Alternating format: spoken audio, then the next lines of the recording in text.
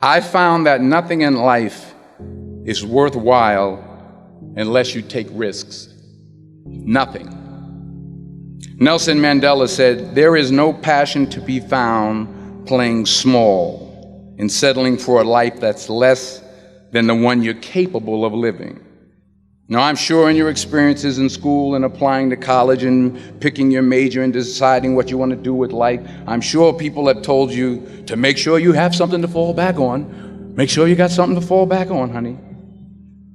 But I never understood that concept, having something to fall back on. If I'm going to fall, I don't want to fall back on anything except my faith. I want to fall forward. I figure at least this way I'll see what I'm going to hit. Fall forward. This is what I mean. Reggie Jackson struck out 2,600 times in his career, the most in the history of baseball. But you don't hear about the strikeouts. People remember the home runs. Fall forward. Thomas Edison conducted 1,000 failed experiments. Did you know that? I didn't know that. Because the 1,001st was the light bulb. Fall forward. Every failed experiment is one step closer to success. You've got to take risks, and I'm sure you've probably heard that before, but I want to talk to you about why that's so important. First, you will fail at some point in your life. Accept it. You will lose. You will embarrass yourself. You will suck at something. There's no doubt about it. And I know that's probably not a traditional message for a graduation ceremony, but hey, I'm telling you, embrace it, because it's inevitable. And I should know. In the acting business, you fail all the time. Early on in my career, I auditioned for a part in a Broadway musical. Perfect role for me, I thought, except for the fact that I can't sing. So I'm in the wings, I'm about to go on stage, but the guy in front of me, he's singing like Pavarotti. He's just, and he's just going on and on and on, and I'm just shrinking, I'm getting smaller and smaller. So they say, "Oh, thank you very much, and you'll be hearing from us." So I come out with my little sheet music, and it was Just My Imagination by the Temptations. That's what I came up with. So I hand it to the accompanist, and she looks at it and looks at me and looks out at the director and was like, "All right."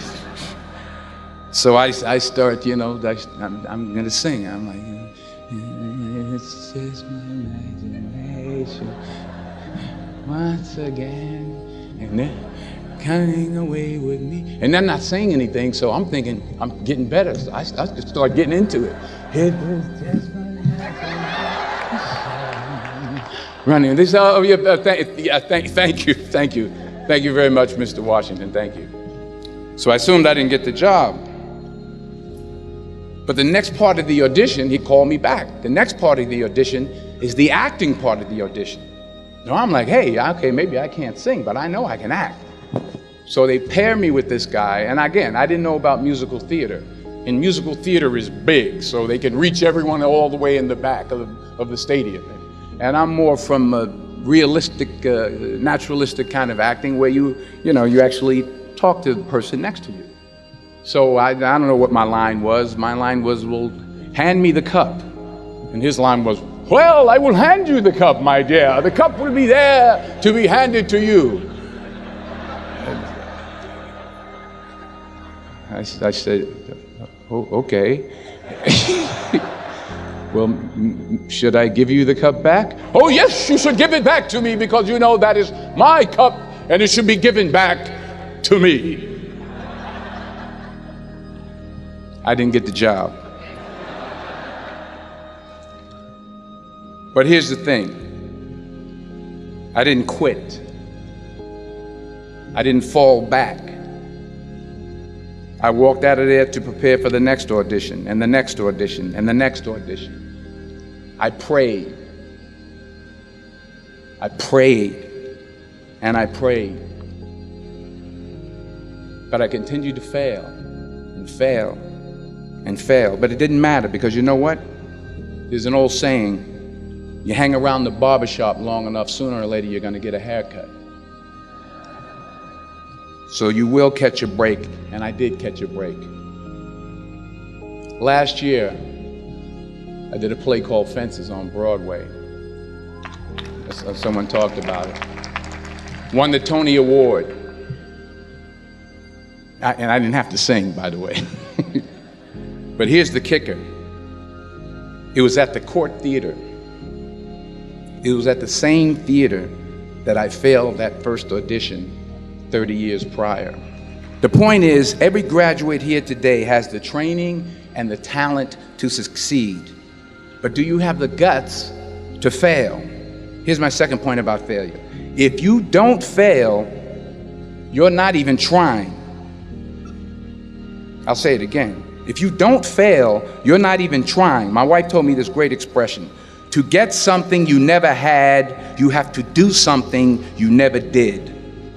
Les Brown's a motivational speaker. He made an analogy about this. He says, imagine you're on your deathbed, and standing around your deathbed are the ghosts representing your unfulfilled potential. The ghost of the ideas you never acted on. The ghost of the talents you didn't use. And they're standing around your bed, angry, disappointed, and upset. They say, we came to you because you could have brought us to life, they say. And now we have to go to the grave together. So I ask you today, how many ghosts are going to be around your bed when your time comes? You've invested a lot in your education, and people have invested in you. And let me tell you, the world needs your talents. Man, does it ever. I just got back from Africa like 2 days ago, so if I'm rambling on, it's because I'm jet lagged. I just got back from South Africa. It's a beautiful country, but there are places there with terrible poverty that need help. And Africa is just the tip of the iceberg. The Middle East needs your help. Japan needs your help. Alabama needs your help. Tennessee needs your help. Louisiana needs your help. Philadelphia needs your help. The world needs a lot, and we need it from you. We really do. We need it from you young people. I mean, I'm not speaking for the rest of us up here, but I know I'm getting a little grayer. We need it from you, the young people. So you got to get out there. You got to give it everything you got, whether it's your time, your talent, your prayers, or your treasures. Because remember this, you will never see a U-Haul behind a hearse. You will never see a U-Haul behind a hearse. You can't take it with you. The Egyptians tried it, and all they got was robbed. So the question is, what are you going to do with what you have? I'm not talking about how much you have. Some of you are business majors, some of you are theologians, nurses, sociologists. Some of you have money, some of you have patience, some of you have kindness, some of you have love. Some of you have the gift of long suffering, whatever it is, whatever your gift is. What are you going to do with what you have? All right, now here's my last point about failure.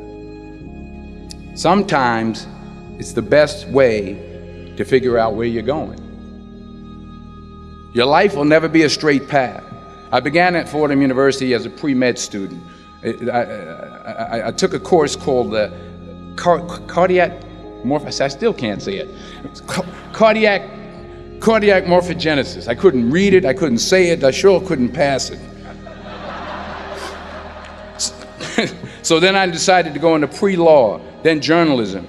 And with no academic focus, my grades took off in their own direction. Yeah, down. I was a 1.8 GPA one semester, and the university very politely suggested that it might be better to take some time off.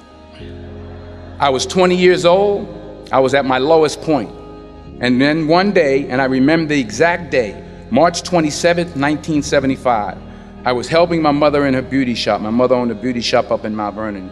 And there was this older woman who was considered one of the elders in the town. And I didn't know her personally, but I was looking in the mirror, and every time I looked at the mirror, I could see her behind me, and she was staring at me.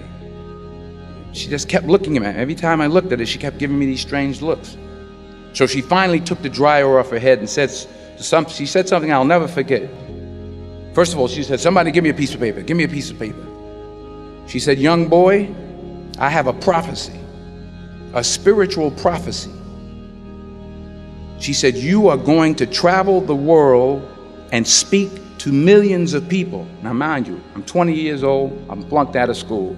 In fact, like a wise ass, I'm thinking to myself, maybe she's got something in that crystal ball about me getting back into school next fall. But maybe she was on to something, because later that summer, while working as a counselor at a YMCA camp in Connecticut, we put on a talent show for the campers. And after the show, another counselor came up to me and asked, have you ever thought about acting? You're good at that. So when I got back to Fordham that fall, I got in and I changed my major once again for the last time. And in the years that followed, just as that woman prophesied, I have traveled the world and I have spoken to millions of people through my movies. Millions who up till this day couldn't see me, who up till this day I couldn't see while I was talking to them, and they couldn't see me. They could only see the movie. They couldn't see the real me. But I see you today, and I'm encouraged by what I see. And I'm strengthened by what I see. And I love what I see.